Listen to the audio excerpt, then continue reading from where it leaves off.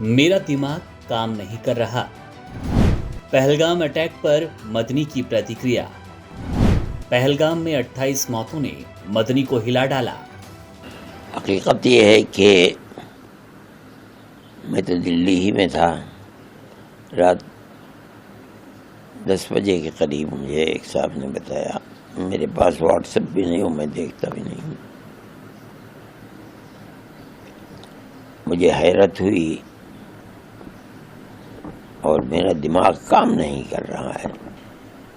بہت دنوں کے بعد ایسا حادثہ ہوا۔ حادثہ ہو چکا، مرنے والے چلے گئے اور بالکل بے قصور گئے۔ جو سیر و تفریح کے لیے گئے تھے، اپنے بچوں کو ساتھ لے کر کے گئے تھے، ان کے ساتھ ایسا اندھا کام کرنا اور مذہب کے نام پر کرنا، میں تو یہ سمجھتا ہوں کہ یہ بڑے ظالم لوگ ہیں، ان کا مذہب سے کوئی تعلق نہیں ہے۔ لیکن ایک حادثہ تو ہو گیا، اور ہم اب کیا کر سکتے ہیں کہ ہم ان مظلوموں کے ساتھ ہیں جو بالکل بے قصور ہیں، انہیں کچھ لینا دینا نہیں ہے وہاں کی سیاست سے۔ کسی کا اگر اختلاف ہے تو گورنمنٹ سے اختلاف ہے۔ یہ سارے ہندوستان کے لوگ جو مل کر کے جاتے ہیں وہاں سیر و تفریح کے لیے، اور یہ سمجھ کر جاتے ہیں کشمیر میں امن ہے، نہ کوئی اپنے چھوٹے چھوٹے بچوں کو اور عورتوں کو لے کر کے نہ جاتا۔ ان کے ساتھ کسی جگہ ایسا معاملہ کرنا،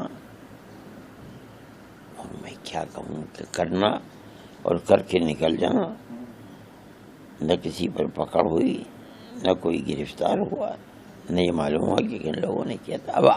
اب جو کچھ بھی ہوتا رہے، لیکن ان حالات کے اندر کشمیر کے ان کا اس بدنیتی کے لیے آنا اور کام کا کرنا جو قابل نفرت ہے، اور کر کے پھر نکل جانا، کسی کا نہ پکڑا جانا، یہ خود ایک بہت بڑا چیلنج ہے۔ سوچنا چاہیے مگر کیا کہا جائے، میری سمجھ میں بات نہیں آتی کیا ہوا۔ ہم یہ سمجھتے ہیں کہ اس کا ایک دوسرا رخ بھی ہے، وہ یہ رخ ہے کہ اس کے اندر 3 مسلمان بھی شہید ہوئے ہیں۔ یہ مسلمان وہی ہیں جو سیر و تفریح میں جانے والوں کی مدد کرتے ہیں، گھوڑے پر ان کو لے جاتے ہیں، ان کو راستہ بتلاتے ہیں، ان کو دکھلاتے ہیں، ان کی روٹی روزی اس سے لگی ہوئی ہے۔ ان تینوں کی موت بغیر اس کے نہیں ہو سکتی کہ انہوں نے ان لوگوں کو بچانے کے لیے ان کا مقابلہ کیا۔